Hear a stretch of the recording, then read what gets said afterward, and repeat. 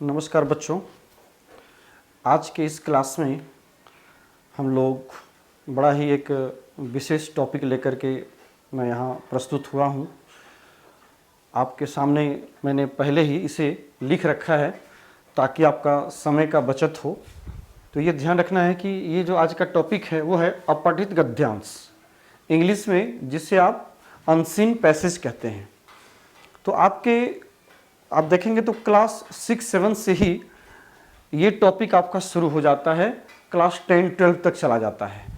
तो 6 से लेकर के 12 तक जो भी बच्चे पढ़ते हैं तो उसमें एक होता है बुक से जो टेक्स्ट आपको दिए जाते हैं, तो वो होता है आपका पठित अवबोधन, जो रीडिंग सेक्शन है वो होता है। और एक प्रश्न पत्र आता है, जूनियर क्लास में 5 नंबर का रहता है, लेकिन वही आपका जैसे आप 9 या 10 में या 8 में आते हैं तो वहाँ पर आपको ये प्रश्न जो है 10 नंबर का होता है। यदि हम क्लास 10 की बात करें बोर्ड की, तो उस क्लास 10 में आपको ये जो टॉपिक है, ये जो विषय है वो आपका अनसीन पैसेज, जिसे हम कहते हैं अपठित गद्यांश या अपठित अवबोधन भी कहते हैं। तो ये अपठित अवबोधन आपका 10 नंबर का होता है। तो ये 10 नंबर अलग अलग रूपों में विभक्त होता है, ठीक है। जैसे कि पहला इसमें सारा जब आप प्रश्नों को देखेंगे तो अलग अलग प्रश्न, जैसे पहला 2 प्रश्न हैं तो 1-1 नंबर के होते हैं। फिर उसी प्रकार से ये होते हैं तो 2-2 नंबर के 4 मार्क्स के होते हैं। और फिर आपका भाषिक कार्यक्रम में जैसे यहाँ जगह कम था तो 1 मैंने कम किया है, 3 ही मैंने लिखा है, 4 होता तो ये भी 2 नंबर का हो जाता है। और फिर आपका जो उचित शीर्षक देना होता है ये आपका 2 नंबर का होता है। तो ओवरऑल टोटल मिलाकर के आपको 10 नंबर के प्रश्न पत्र क्लास 10th में अनसीन पैसेज से, अपठित अवबोधन से, जो संस्कृत में आपका जो गद्य होता है वो पूछा जाता है। तो आज जो हम इस टॉपिक को लेकर के आए हैं सो आप सभी के लिए बहुत ही इंपॉर्टेंट टॉपिक है और इसे बड़ा ही ध्यान से देखना चाहिए। इसमें इस विषय को शुरू करने से पहले मैं इसके विषय में कुछ और 2-4 बात बताना चाहता हूं कि किस प्रकार से हमें इस गद्यांश को टच करना चाहिए। इस प्रश्न को जब भी आप सॉल्व करें तो उसमें क्या क्या हमें सावधानी रखनी चाहिए। पहले तो 2 से 3 बार 4 बार आप जरूर गद्य को पढ़ लीजिए, क्योंकि ये ऐसा गद्य होता है जो आपने कभी इसे पहले देखा नहीं, इसीलिए इसको अपठित कहा जाता है। मतलब पढ़ा हुआ, पूर्व में आपने इस टॉपिक को आपने नहीं पढ़ा था और अब आपके सामने वो गद्य के रूप में आ चुका है तो उसे आपको पढ़ना है। तो स्वाभाविक है कि एक कोई लेसन, जैसे आप जो भी आप टेक्स्ट बुक में पढ़ते हैं तो टेक्स्ट बुक में जो भी आपके टीचर बताते हैं तो पढ़ा हुआ होता है, तो उसके प्रश्नों को खोजने में, उसके आंसर को खोजने में काफ़ी आसानी होती है। लेकिन जब हम किसी अनसीन पैराग्राफ को देखते हैं, जब किसी हम अपठित पैराग्राफ को देखते हैं तो वहाँ पर स्वाभाविक रूप से सभी को परेशानी होती है, क्योंकि हमें पता नहीं होता है कि वो गद्य किस चीज़ से संबंधित है, वो रिलेटेड है। तो इसलिए हमें जरूर जो है ये कम से कम 2 से 3 बार तो जरूर पढ़ लें, या अगर आपके पास समय नहीं है तो कम से कम 2 बार जरूर पढ़ लें। 1 से 2 बार जरूर पढ़ना चाहिए किसी भी अनसीन पैसेज को, अपठित अवबोधन को, ठीक है। तो इससे पढ़ने से क्या होता है कि आपको ये बातें जरूर स्पष्ट हो जाती हैं। ये बात सही है कि हो सकता है कि इसमें आए हुए सभी के सभी शब्द आपके समझ में नहीं आते हों, लेकिन यदि 50% शब्द भी आपको समझ में आ गए, और उतना आ जाता है, चाहे वो किसी भी एवरेज का बच्चा हो, स्टूडेंट हो, वो सभी के सभी यदि आप 2 से 3 बार आप पढ़ करके देखेंगे तो आपको बहुत कुछ समझ में आने लगता है कि वास्तव में ये पैराग्राफ क्या कह रहा है, किस विषय से संबंधित है। ये जरूर ध्यान में रखना चाहिए। तो इसलिए पहला इसका टेक्निक यही है, इस पैराग्राफ के दिए गए प्रश्नों का उत्तर करने से पहले आपको पैराग्राफ को 2 से 3 बार जरूर पढ़ना चाहिए, समय को ध्यान में रखते हुए, ठीक है ना। इसके बाद क्या होना चाहिए कि इसमें जो दिए गए शब्द हैं उन शब्दों से अपने आप को परिचित करना चाहिए कि कौन कौन से ऐसे शब्द हैं। चूंकि बहुत ऐसे शब्द होते हैं, आप देखेंगे इंग्लिश भाषा में भी जब वहाँ अनसीन पैसेज पूछा जाता है तो कई बार क्या होता है कि हम सेंटेंस के सेटिंग जो किए जाते हैं, जो भी सेंटेंस का जो सेटिंग होता है, तो उस सेंटेंस के सेटिंग से हम लोग बहुत कुछ भाव को मिलाकर उसके अर्थ को निकालते हैं कि यहाँ पर ये शब्द आया है तो इसका क्या भाव हो सकता है। अगर एक वाक्य में 5 वर्ड है या 6 वर्ड है, उसमें से 3 वर्ड को जानते हैं तो बाकी 2 वर्ड का जो अर्थ है वो स्वतः अनुमान से हम लोग निकाल लेते हैं। तो इस प्रकार से कई बार इसमें क्या होता है कि हम सभी 100% शब्दों के अर्थों को नहीं जानते हैं, लेकिन फिर भी हमें जरूर इसे पढ़ना चाहिए, तब इसके आंसर को करने का हमें प्रयास करना चाहिए। अब प्रश्न ये उठता है कि इसमें किस किस तरह के प्रश्न होते हैं अपठित अवबोधन में। तो इसमें यदि आप देखें तो पहला इसमें जो पैटर्न होता है, क्वेश्चन का जो पैटर्न होता है, इसमें वो जो वैरायटी है क्वेश्चन का वो होता है एक पदेन उत्तरत। यहां मैंने लिखा है, थोड़ा इसे ध्यान से देखा जाए, एक पदेन उत्तरत, ठीक है, मतलब एक पद में उत्तर देना है। ये चीज बहुत इंपॉर्टेंट है। जो भी आपको अनसीन पैसेज में जो निर्देश दिए जाते हैं, जैसे कि देखिए यहां मैंने पहले लिखा है, क्वेश्चन मैंने दिया है कि इस प्रकार से अनसीन पैसेज से संबंधित जो भी प्रश्न का आपका निर्देश दिया जाता है वो किस तरह से दिया जाता है। तो यहां दिया हुआ रहेगा कि अपठित गद्यांशम पठित्वा प्रश्नान उत्तरत।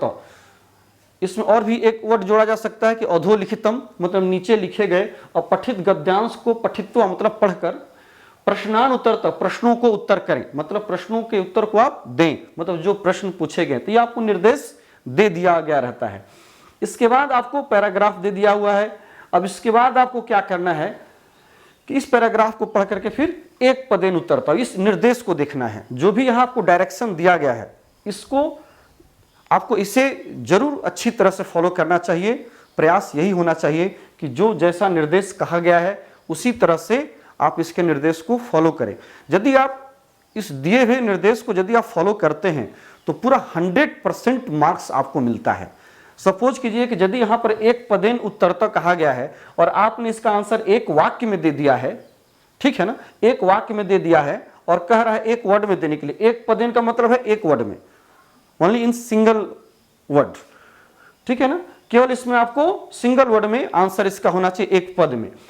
तो अब आपने क्या किया कि जहां पर कि एक वर्ड में आंसर होना चाहिए वहां पर आपने पूरे वाक्य में दे दिया, ठीक है, मार्क्स तो आपको मिल जाएगा। लेकिन जैसे आप पूरा का पूरा मार्क्स जब इसमें 10 में 10 आपको जब देना होगा तो उस समय टीचर एक बार सोचते हैं कि भाई इसने निर्देश को फॉलो नहीं किया है, इसलिए 100% मार्क्स इसे नहीं दिया जा सकता। तो इस आधार पर आपको जहां पर कि एक एक नंबर मिलना चाहिए, 1 मार्क्स मिलने चाहिए, वहां पर आपके हाफ मार्क्स कट जाते हैं। और जहां आपको 10 में 10 मिलना चाहिए वहां 10 में 10 न मिल करके वहां 10 में 9 मार्क्स मिलते हैं। आउट ऑफ 10 ओनली 9 मार्क्स, 10 में आपको केवल जो है 9 मार्क्स ही केवल आपको मिलते हैं। तो इसलिए प्रयास यही होना चाहिए कि जो निर्देश जैसा दिया गया है उसके अनुसार हम आंसर करें। जैसे यहां 2 नंबर में देखिए पूर्ण वाक्येन उत्तरत, यहां पर आपको निर्देश दिया कि पूर्ण वाक्य में उत्तर दीजिए, मतलब कंप्लीट सेंटेंस में। यहां पर आप पूरा का पूरा लिख सकते हैं, ठीक है ना। तो पूरा का पूरा आपको यदि अब कहा गया जैसा प्रश्न है उसके अनुसार हर एक प्रश्न का उत्तर आपको पूरे सेंटेंस में देना चाहिए, ठीक है। भाषिक कार्य में व्याकरण से संबंधित इस गद्य में जो व्याकरण आया है, चाहे वो विशेषण से रिलेटेड हो या कर्ता क्रिया के संबंध से रिलेटेड हो, है ना, या फिर उसका विलोम पद पूछा जाता है या समानार्थक पद पूछा जाता है, यही 4 तरह का आपका उसमें क्वेश्चन का वो वैरायटी होता है मुख्य रूप से। तो वो आपको यहाँ दिया हुआ है, जैसे जैसे इसको हम लोग भी सॉल्व करेंगे वैसे वैसे आपको समझ में आएगा। और लास्ट जो चौथा क्वेश्चन होता है 2 नंबर का, वो होता है शीर्षक देने के लिए। मतलब ये पूरे पैराग्राफ को इसलिए आपको कहा गया कि यदि आप पूरे पैराग्राफ को पढ़ते हैं तो आपको ये बात जरूर समझ में आ जाती है कि ये टॉपिक किस विषय से संबंधित है। यदि आपने, होता क्या है सामान्यतः मैंने देखा है बच्चों का भी, चूंकि हम लोग जब बच्चों को पढ़ाते हैं, जब टेस्ट लेते हैं तो हाँ बच्चे क्या करते हैं, डायरेक्ट प्रश्न को देखे और उसका आंसर खोजने लगे, वो पैराग्राफ को नहीं पढ़ते हैं।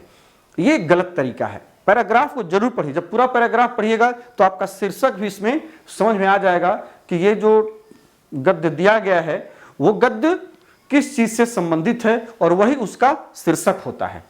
जिस टॉपिक से मान लो किसी महापुरुष की जीवनी से संबंधित कोई विशेष बातें उसमें बताई गई है तो उस महापुरुष का वहाँ नाम हो जाएगा। तो मान लो महात्मा गांधी के विषय में बताया गया कि महात्मा गांधी बहुत माने विद्वान थे, उनका जन्म ये हुआ, उनकी मृत्यु ये हुई, उन्होंने क्या क्या किया। तो इस तरह से जो भी, तो इससे क्या पता चला कि ये सारी बातें जो बताई गई हैं वो महात्मा गांधी से संबंधित बताई गई है तो उसका शीर्षक महात्मा गांधी होना चाहिए। विद्यालय से संबंधित कुछ बातें की गई हैं तो पूरा उसमें विद्यालय का वर्णन है, मतलब उसका जो टॉपिक होगा वो विद्यालय होगा। तो ये तब पता चलेगा आपको जबकि पूरे पैराग्राफ को आप पढ़ेंगे। ठीक है, अब चलिए हम इसके पैराग्राफ को एक बार पढ़ते हैं और फिर इसके बाद एक एक इसके प्रश्न के उत्तर को हम लोग देखेंगे। प्रयास यही होगा कि किस तरह से, कौन सा ऐसा उसमें ट्रिक है जिस ट्रिक से हम लोग अपने आंसर को सहूलियत से, आसानी से खोज सकते हैं। पहले एक बार मैं इसके पैराग्राफ को मैं पढ़ दे रहा हूं। क्रोधः मनुष्यस्य महान शत्रु। क्रोध मनुष्य का महान शत्रु है। मैं साथ साथ इसके मीनिंग को भी मैं जरा एक बार समझाते चल रहा हूं ताकि आपको समझ में एक बार आ जाए प्रश्न का उत्तर करने के लिए। क्रुद्धः जनः, कहता जो क्रोधित जन है, जो क्रोधित व्यक्ति है, गुरुन अपि निंदति, वो गुरु की भी निंदा करता है ना। क्योंकि क्रोध के आवेश में से पता नहीं होता है कि हम गुरु की निंदा करें या गुरु की प्रशंसा कर रहे हैं, कौन हमारे माता पिता हैं, कौन गुरुजन है वो। तो क्रुद्धः जनः, कहता क्रोधित व्यक्ति जो है, गुरुन अपि निंदति, गुरु की निंदा करता है। अपभाषणम करोति, उसकी जो भाषा है बड़ा ही अपरिमार्जित होती है, परिमार्जित भाषा का प्रयोग नहीं करता है। ज्येष्ठानाम हितवाचनानि अपि न शृणोति, कहता ज्येष्ठों के जो बड़े हैं, जो बड़े बुजुर्ग हैं, जो उनसे बड़े हैं, उनके हित वचनों को, उनके द्वारा जो उस व्यक्ति को, जो क्रोधित व्यक्ति है, यदि उसे समझाने का प्रयास भी करते हैं, उसकी भलाई की बात को भी बताने का प्रयास करते हैं, तो उसे भी वो नहीं सुनता है। न शृणोति, उसे हित वचन भी उन्हें अच्छा उस व्यक्ति को नहीं लगता है जो व्यक्ति क्रोधित है। तस्मात्, इसलिए, यहां पर तस्मात् का अर्थ है इसलिए, वयम, हम लोग, क्रोधे, क्रोध में सावधाना भवेम, क्रोध जब आए तो उस समय हमें क्या होना चाहिए, सावधान रहना चाहिए। ठीक है, वयम करता है, भवेम क्रिया है। यदि क्रोध आगच्छति, यदि क्रोध आता है, यदि क्रोध आगच्छति, तदा, तब, तस्मिन एव क्षणे, तस्मिन उसी समय, तस्मिन एव क्षणे उसी क्षण, उस समय जब आपको क्रोध आता है, मौनम धारणीयम, तो व्यक्ति को क्या कर लेना चाहिए, मौन धारण कर लेना चाहिए, मतलब शांत हो जाना चाहिए, अपने विचारों को नियंत्रित करने का प्रयास करना चाहिए। वही कहा कि मौनम धारणीयम, मौन धारण कर लेना चाहिए, चुप हो जाना चाहिए। मौनेन, मौन धारण करने से, चुप होने से, मनः शांतम भवति, मन जो है वो शांत हो जाता है। जो क्रोध में, जो आवेश में जो मन काफी अशांत रहता है वो शांत हो जाता है। वाणी अपि नियंत्रिता भवति, जो उस समय क्रोध से जो आपका जो अपभाषण निकल रहा था, जो गलत बातें आपके मुखार बिंदु से निकल रही थी, वो भी क्या हो जाती है, वो भी उसके ऊपर आपका कंट्रोल हो जाता है, वो भी आपकी जो है वो नियंत्रित हो जाती है। आपकी वाणी उस समय नियंत्रित हो जाती है जब आपका मन शांत होता है। ईदृशे काले, ऐसे काल में, ऐसे समय में, किंचित पुस्तकम गृहीत्वा, कुछ पुस्तक को लेकर के, पठेम, पढ़ने का प्रयास करना चाहिए, हमें पढ़ना चाहिए, ताकि आपका जो मन है वो थोड़ा सा डाइवर्ट हो जाए, दूसरी तरफ मुड़े, ताकि आपका मन को और सुकून, शांति मिल सके। वही कहा कि किंचित पुस्तकम अपि गृहीत्वा, कुछ पुस्तक को लेकर के पढ़ना चाहिए। कोपात सर्वदा आत्मानम रक्षेम, और इस प्रकार से, कोप से मतलब क्रोध से, सर्वदा सदा ही अपने आप की रक्षा करनी चाहिए। ये पैराग्राफ है जो कि मैंने अर्थ के साथ आपको बताया। अब इस पर कुछ प्रश्न जो पूछे गए हैं उसको उसी तरह से हम लोग आंसर करेंगे। क्योंकि जगह तो यहाँ है नहीं, तो पहले प्रयास करेंगे कि यहाँ पर इसके आंसर को यहाँ दे दें, फिर इससे हम साफ करके अगला आंसर इसके साथ करते चलेंगे। तो इसमें कहा एक पद में उत्तर देना है। पहला का प्रश्न है, क्रोधे आगते किम धारणीयम। ठीक है, क्रोधे आगते। अब सपोज कीजिए कि हमें इस प्रश्न का उत्तर पता नहीं चल रहा है कि क्या कह रहा है। जरूर एक से दो बार आप देखेंगे तो ऐसा नहीं कि नहीं आपको पता चलेगा। तो क्रोधे आगते, क्रोध आगते आने पर, किम क्या, धारणीयम क्या धारण करना चाहिए। तो इस पैराग्राफ को हम लोगों ने आगे पढ़ा था। अब देखिए कम से कम जो क्रिया है, इस क्रिया से आप जरूर पकड़ लेंगे कि ये क्या पूछ रहा है। तो पूरे वाक्य को देखिए कहां पर ये वाक्य संबंधित है, रिलेटेड कहां पर है। तो पूरे वाक्य को यदि आप पढ़ेंगे, हित वचनानि अपि न शृणोति तस्मात् वयम सावधानः भवेम, यदि क्रोध आगच्छति तदा तस्मिन् एव क्षणे मौनम धारणीयम। देखिए धारणीयम, धारणीयम, ये दोनों एक समान क्रियापद यहाँ आया है। तो यहाँ से हम अब क्लियर है क्या धारण करना चाहिए, तो यहाँ दिया है मौनम धारणीयम, मौन को धारण करना चाहिए। और आपने प्रश्न निर्माण का काफ़ी, आपने प्रश्न निर्माण के विषय में अपने काफ़ी कुछ पिछले वीडियो में सीखा भी है। तो आप देखिएगा जब किम है ना, तो किम जो विशेषण बनकर आया है वो मौनम का आया है। चूंकि मौनम शब्द भी नपुंसकलिंग में प्रयुक्त है तो इसलिए किम इसके लिए आया है। यदि यहाँ पर पुल्लिंग रहता तो यहाँ पर कह रहता। तो मौन को धारण करना चाहिए, तो यहाँ इसलिए जो है इससे भी आप मिला सकते हैं किम का संबंध मौनम के साथ है। ठीक है, तो इसका जो पहला का जो आंसर होगा वो हो जाएगा आपको मौनम। यहां लिखते हैं मौनम, अलग कलर में इसका मैंने आंसर किया है ताकि पता चले। मौनम पहला का, ये फर्स्ट का जो है आंसर, क्वेश्चन नंबर हमेशा ठीक से बैठाना चाहिए। जैसे यहाँ पर 1 का है तो यहाँ 1 का देके पहला आंसर मौनम। दूसरा है क्रुद्ध जन केसाम हित वचनानी न शृणोति, क्रुद्ध जन जो क्रोधित जन है, केसाम ये पूछ रहा है प्रश्न, प्रश्नवाचक शब्द ये है केसाम, मतलब किसका हित वचन नहीं सुनता है। तो मेन आपका क्वेश्चन ये है केसाम, यहां पर क्या था किम था, ये प्रश्नवाचक शब्द है। इसी प्रश्नवाचक शब्द के आंसर को आपको गद्य से ही खोजना है। ये बात जरूर हमें ध्यान देना चाहिए कि जो भी आप पैराग्राफ पर आधारित प्रश्नों का उत्तर आप कर रहे हैं तो सारा का सारा जो प्रश्न का उत्तर है वो सारा का सारा आपको गद्य से ही खोज करके देना है। अपने मन से कहीं से आप उसका आंसर नहीं करना चाहिए। सारा का सारा आंसर आपको गद्य से ही रिलेटेड होना चाहिए, उससे हट करके नहीं। तो यहां पे देखिए केसाम, कहता केसाम हित वचनानी न शृणोति, किसके हित वचनों को नहीं सुनते हैं। फिर आप पैराग्राफ पढ़े हैं तो आप यदि 2 बार 3 बार पढ़े रहेंगे तो इसके आंसर को जल्दी जल्दी आप खोज सकते हैं। यदि आपने एक बार पढ़ा है तो बहुत सारी बातें आपके दिमाग में नहीं बैठी होती हैं, इसलिए कहा जाता है कि इसको 2 से 3 बार जरूर पढ़ें। तो केसाम हित वचनानी, तो देखिए हित वचनानी की चर्चा कहाँ है, हित वचनानी यहाँ है। ज्येष्ठानाम हित वचनानी, प्रश्न में क्या पूछा था, षष्ठी बहुवचन है। देखिए ये भी जरूर आपको ध्यान रखना चाहिए, जब प्रश्न पूछा जाता है तो देखिए इसमें षष्ठी बहुवचन है। किम का षष्ठी बहुवचन, केसाम मतलब किन लोगों का, है ना, किन लोगों का हित वचन नहीं सुनते हैं। कौन, जो क्रुद्ध जन, जो क्रोधित व्यक्ति है। तो यहां दिया था कि ज्येष्ठा नाम, ज्येष्ठों के हित वचनानी अपनी न शृणोति, जो ज्येष्ठ लोग हैं, जो बड़े लोग हैं, उनके हितकारी वचनों को भी वो क्रोध के कारण नहीं सुनता है। तो यहां पर हो जाएगा ज्येष्ठा नाम, दूसरा का आंसर हो जाएगा ज्येष्ठा नाम। ठीक है, अब चले आइए पूर्ण वाक्यन उत्तरता। अब जो आपका आंसर होगा वो यहां पर देखिए दोनों का दोनों आंसर सिंगल वर्ड में होना है, इसलिए मैंने एक एक पद में, एक एक वर्ड में इसका आंसर हमने लिखा। चूंकि निर्देश एक पदेन है, एक पदेन, यहां देख रहे हैं ना, सारा निर्देश जो है वो एक पद में उत्तर देने के लिए है। अब चले आइए पूर्ण वाक्य में, कंप्लीट सेंटेंस में आपको देना है। तो मनुष्यस्य महान शत्रु कह, कहता मनुष्य का महान शत्रु कौन है।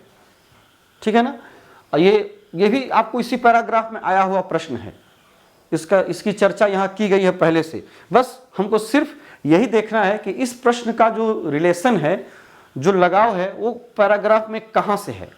तो इस विषय को आप पूरे ध्यान से देखिए, मनुष्यस्य महान शत्रु, तो इसकी चर्चा कहां हुई है, क्रोध मनुष्यस्य महान शत्रु। देखिए फर्स्ट लाइन में ही इसका आंसर है ना। तो यहां आपको क्या करना है, आपको इसी तरह से यदि आप अरेंज कर सकते हैं तो अति उत्तम, अगर नहीं भी आप अरेंज कर पाते हैं तो इस लाइन को पूरी तरह से इसी तरह से उठा करके यहां रख दीजिए, आपका आंसर सही हो जाएगा। तो मनुष्यस्य महान शत्रु कह, तो क्रोध, तो इसको लिख दीजिएगा मनुष्यस्य महान शत्रु क्रोध, बस, या फिर क्रोध मनुष्यस्य महान शत्रु अस्ति, इस तरह से आप इसको लिख सकते हैं। तो ये हो जाएगा आपको आंसर पहला का, ये सब दूसरा का पहला, सेकंड का जो ये है। तो इसे हम यहां से हटाते हैं क्योंकि थोड़ा जगह की कमी है, मैंने इसे हटाया यहां से। यहां पर आप इसको पूर्ण वाक्य में इसका आंसर करना चाहिए। यहां नंबर देते समय सावधानी होनी चाहिए, क्योंकि हम लोग जब बोर्ड में जब आंसर शीट जब चेक करते हैं तो उस आंसर शीट में क्वेश्चन का जो मार्किंग का जो नंबर है वो बच्चे ठीक से मेंशन नहीं करते हैं, इसलिए 2 का 1 का आंसर आप दे रहे हैं। तो 2 का 1 है मनुष्य, तो ये हो गया क्रोध मनुष्य अथवा मनुष्यस्य महान शत्रु, मनुष्यस्य महान शत्रु क्रोधः। ये आपका सही आंसर हुआ। तो ये जो आंसर है दूसरा का कहा पूर्ण वाक्य में लिखने के लिए, इसलिए हमने इसको पूर्ण वाक्य में लिखा। ठीक है, सही मायने में देखिए तो इसका आंसर एक वर्ड में भी हो रहा है, सिर्फ आप क्रोध भी लिख दे रहे हैं तो भी इसका आंसर हो जा रहा है। लेकिन चूंकि निर्देश इसमें दिया गया है कि इस आंसर को आप पूर्ण वाक्य में लिखिए, इसलिए इसको हमने पूर्ण वाक्य में लिखा। सिर्फ शत्रु भी लिख देंगे तो इसका आंसर हो, चुकी सिर्फ कह पूछा है, मेन क्वेश्चन यही है, लेकिन आपको पूर्ण वाक्य में देना है तो पूर्ण वाक्य में देना चाहिए। दूसरा कहा इसमें प्रश्न था कि मौनेन वाणी कीदृशी भवति, मौन धारण करने से वाणी कैसी हो जाती है, कीदृशी कैसी होती है। ठीक है, तो अब इसके आंसर को आप यहाँ देखिए कि मौन धारण करने से, यहाँ हम लोगों ने पढ़ा था एवच्छने मौनम वाणी अपि नियंत्रिता भवति, मौनेन मौन धारण करने से मनः शांतम भवति, मन शांत हो जाता है, वाणी अपि नियंत्रिता भवति। तो यहाँ वाणी के विषय में पूछ रहा है, हालांकि इस लाइन का संबंध इससे पहले वाले लाइन के साथ है। ये जो वाक्य है वाणी अपि नियंत्रिता भवति, यहाँ पर पूछ रहा है मौनेन वाणी, तो ये मौनेन को थोड़ा देर के लिए छोड़ दीजिए। तो मेन क्वेश्चन क्या है, वाणी कैसी होती है, तो वाणी कैसी होती है कब, कहता मौन धारण करने से।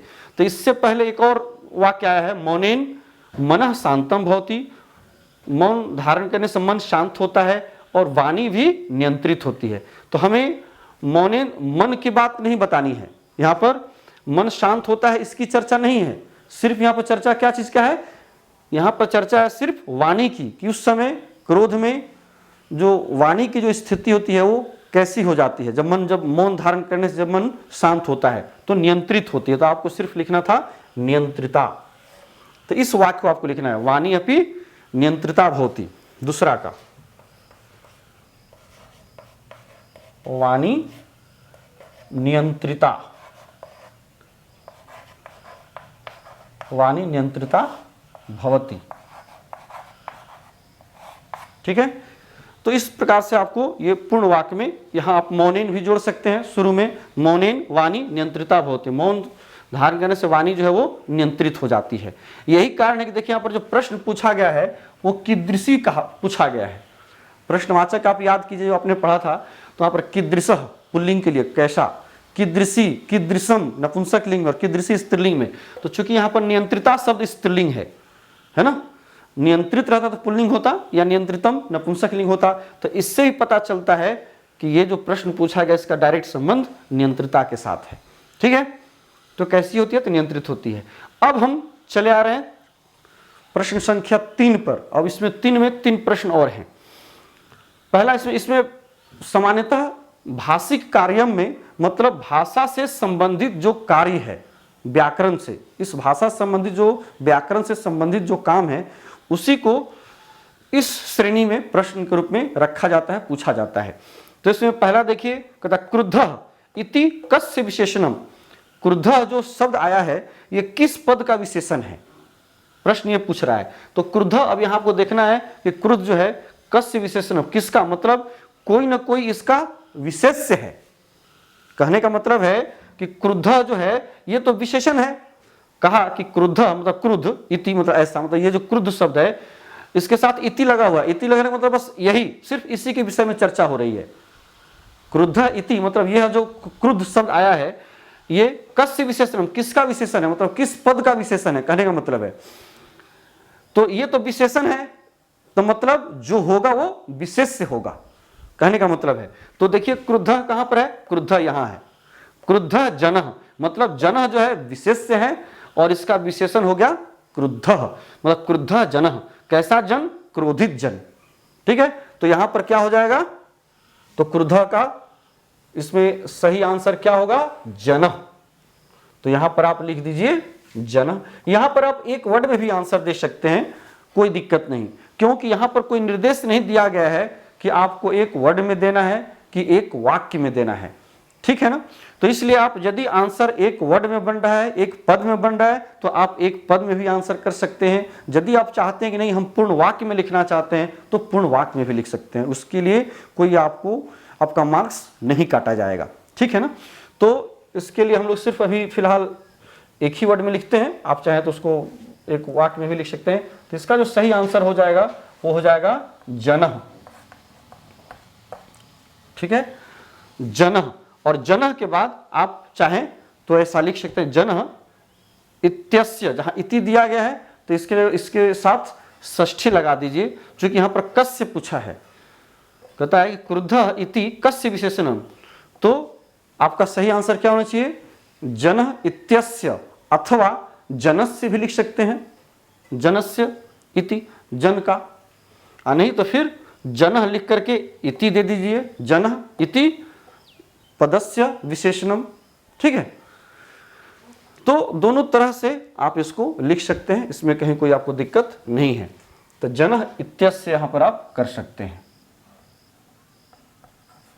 है ना, जनः इत्यस्य।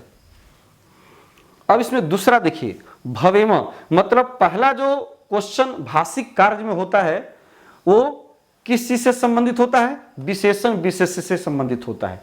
ये पॉइंट जो है नोट करने लायक है आपको दिमाग में, मतलब ये प्रश्न इससे संबंधित आपको एक एग्जाम में रहेगा ही, क्योंकि आपके सिलेबस में यही दिया हुआ है कि विशेषण विशेष से संबंधित होगा या और भी होगा। तो क्रुद्ध हो गया आपको इसका जनस्य का। भवेम, अब देखिए जो नेक्स्ट क्वेश्चन है वो है कर्ता क्रिया संबंध से संबंधित। भवेम क्रियापद है, कहता है भवेम इति क्रियापदस्य, इति मतलब इस भवेम पद का, क्रियापदस्य इस क्रियापद का, मतलब भवेम जो है क्रियापद है। तो ये खुद प्रश्नकर्ता जो है उसने पहले से लिख दिया है कि भवेम इस क्रियापद का किम कर्तृपदम, कर्तृपदम जो यहाँ पर आया है, ध्यान रखिएगा, कई बार बच्चे इसमें काफी कंफ्यूज हो जाते हैं, काफी उसमें सशंकित हो जाते हैं, कर्तृ क्या है। कर्तृ मतलब कर्ता, वाक्य में दो पद होते हैं, एक कर्ता पद और दूसरा क्रियापद। तो कर्ता का मूल शब्द होता है कर्तृ, कर्ता का मूल शब्द है कर्तृ, मूल शब्द कर्तृ ही है, और उसी कर्तृ शब्द से जब शब्द रूप उसका चलता है तो कर्ता कर्तारव कर्तारह, इस प्रकार से उसका शब्द रूप चलता है। तो इसमें घबराने की बात नहीं है, कर्ता का एक तरह से कहें तो दूसरा नाम कर्तृ हो गया। और चूंकि यहाँ पर समासिक पद बन चुका है तो समासिक पद में सामान्यतः देखिएगा तो मूल शब्द को ही जोड़ा जाता है, ठीक है। इसलिए यहाँ पर कर्तृ पदम के साथ समास होने के कारण यहाँ पर कर्तृ पदम मतलब कर्ता पद, सिंपल आपको समझना है कि कर्तृ पदम मतलब कर्ता। गद्यांश से प्रयुक्तम, गद्यांश में कौन सा प्रयुक्त हुआ है, कहने का मतलब है भवेम जो क्रिया है, ये जो भवेम क्रिया है, इस भवेम क्रिया का इस पैराग्राफ में गद्यांश से, है ना, प्रयुक्तम, किम प्रयुक्तम, कहता क्या प्रयुक्त हुआ है, इस भवेम क्रिया का कर्तृपद इस गद्यांश में किम प्रयुक्तम, क्या प्रयुक्त हुआ है, तो आपको बताना है। तो इसमें मतलब सिंपल है कि इसका कर्ता कौन सा है। तो कर्ता यहां पर देखिए भवेम क्रिया कहां है, पहले तो भवेम क्रिया को देखना है, भवेम क्रिया यहां है, भवेम। अब भवेम का कर्ता देखिए, यहां देखिए वयम, वयम है, वयम कर्ता है और इसकी क्रिया क्या है, भवेम। तो जैसे कहा कि भवेम इति क्रियापद से, भवेम इस क्रियापद का कर्तृपद क्या है, तो कर्तृपद समानतः पहले यहां देखिए तो वयम हो गया, है ना। यही कारण है कि अहम अवाम वयम, उत्तम पुरुष में कर्ता है, इसलिए क्रिया भी जो है उत्तम पुरुष बहुवचन की है, क्योंकि कर्ता भी उत्तम पुरुष बहुवचन में है, इसलिए क्रिया भी उत्तम पुरुष बहुवचन की है ना, विधिलिंग लकार में, ठीक है। तो यहां पर हम क्या लिखेंगे, इसका आंसर वयम लिखेंगे। यहां पर गद्यांश से कौन सा क्या प्रयुक्त हुआ है, तो हुआ है यहां पर वयम, तो यहां पर आपको वयम देना चाहिए, ठीक है। यहां पर वास्तव में अनुस्वार नहीं देकर, क्योंकि जब सिंगल वर्ड है, जब इसके बाद कोई शब्द नहीं होता है तो म हलंत करके आंसर देना चाहिए, वयम, है ना, ठीक है। तो इस प्रकार से दोनों तरह से आपके इस प्रश्न को पूछा जा सकता है, कर्ता के क्रिया के रूप में भी और क्रिया का कर्ता के रूप में भी। अब हम नेक्स्ट क्वेश्चन पर आते हैं, वो है तीसरा, कहता असावधानः इति पदस्य किम विलोम पदम अत्र प्रयुक्तम। कहता कि असावधानः ये अलग से दिया हुआ है, कहता कि असावधान यह जो पद है, इस पद का विलोम पद मतलब विपरीतार्थक, विलोम, विलोम मतलब होता है विपरीतार्थक, एंटोनिम्स जिसको हम लोग कहते हैं। तो विलोम पद यहां पर कौन सा प्रयुक्त हुआ है? तो आप यदि देखिए तो इसका विलोम पद कौन सा है विपरीतार्थक? तो सावधाना, ये आया है। सावधाना जो पद आया है वो सावधान का उल्टा क्या हुआ, विपरीत क्या हुआ? असावधान। तो ये पहले से असावधान दे दिया और कहा कि इसका, इस गद्य में खोज करके बताइए कि इसका विपरीतार्थक मतलब असावधान का विपरीत वर्ड एंटोनिम्स क्या है? तो सावधान है। तो यहां पर आपको सावधान लिख देना चाहिए, ठीक है। तो ये आपका आंसर हो जाएगा, असावधान का सावधान, यहां लिख देते हैं सावधान, सावधाना है तो सावधाना, ठीक है ना। तो सावधाना इति पदस्य विलोम पदम अत्र प्रयुक्तम, चाहे तो इसे भी आप बाकी वर्ड को लिख सकते हैं। अब चलिए ये चौथा, एक इसमें और प्रश्न पूछा जाता है, ये तो विपरीतार्थक शब्द हुआ। एक इसमें और वैरायटी आता है क्वेश्चन का, समानार्थक पूछता है। कहेगा कोई वर्ड दे दिया जाएगा, जैसे इसमें आप खुद ही आप देखें तो पूछा सकता है, जैसे यहां पर देखिए दिया है कोपात, है ना, कोपात दिया है। और इसी प्रकार से यहां पर मान ले क्रोध है तो हो सकता है क्रोधात कहीं रहे, तो कहेगा कि एक दूसरे का जो है समानार्थक शब्द कौन सा है ना, एक दूसरे का समानार्थक शब्द कौन सा है? तो मान ले क्रोधात है तो कोपात है, कोपात और क्रोधात एक तरह का समानार्थक शब्द हो जाएगा। तो इस तरह से पूछा जाता है। हालांकि यहाँ पर क्रोधात नहीं दिया हुआ है, तो और भी यदि कोई ऐसा वर्ड जो कि एक दूसरे में इसमें समान वर्ड रहता है तो उस समानार्थक शब्द को यहां से चुनने के लिए दिया जाता है, ठीक है। अब चलिए ये लास्ट जो इसमें टॉपिक होता है फोर्थ में, वो होता है इस शीर्षक को पढ़ करके कहता अस्य अनुच्छेदस्य कृते, इस अनुच्छेद के लिए, अस्य मतलब इसके, मतलब इसके लिए, इस अनुच्छेद के लिए, कृते मतलब लिए, तो इस अनुच्छेद के लिए उचित शीर्षकम संस्कृते लिखता, उचित शीर्षक जो है आपको संस्कृत में लिखना है। यह प्रश्न जो है आपको 2 नंबर का रहता है एग्जाम में, सिर्फ 2 मार्क्स सिर्फ आपको शीर्षक देने पर रहता है। कई बार हम लोग जब बोर्ड में जब कॉपी चेक करते हैं या अपने स्कूल में भी, अपने विद्यालय में जब कॉपी चेक करते हैं तो बच्चे जो आंसर करते हैं तो वहाँ पर क्या करते हैं, पूरा पैराग्राफ ही उठा करके लिख करके रख देते हैं, जबकि ये गलत तरीका है। उसमें आपको शीर्षक मतलब आपका एक 2 से 3 वर्ड 4 वर्ड काफ़ी है ना, अधिक से अधिक 1 वाक्य तक का हो सकता है। ये नहीं कि पूरा हम पैराग्राफ ही, आधा पैराग्राफ उतार करके रख दिए या 3-4 लाइन उतार करके रख दिए, वो नहीं होता है। आपने चूंकि पैराग्राफ को पहले से पढ़ रखा है तो आपको पता होना चाहिए कि ये सारी बातें जो कही गई हैं वो किस चीज़ के विषय में कही गई हैं, वो किससे रिलेटेड कही गई हैं, वही उसका निचोड़, मतलब पूरा पैराग्राफ पढ़ने के बाद क्या उसका निष्कर्ष निकल रहा है, क्या उसका निचोड़ है, किससे वो संबंधित है, वही उसका शीर्षक होता है।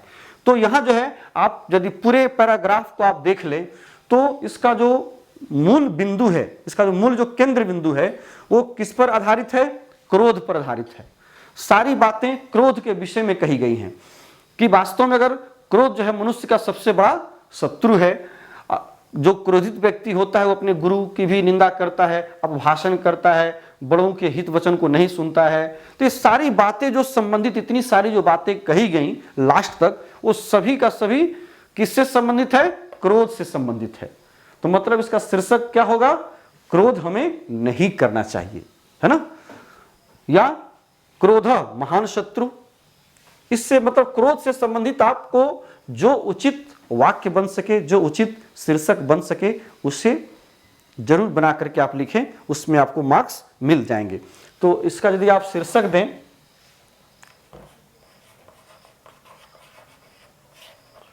दे सकते हैं क्रोध,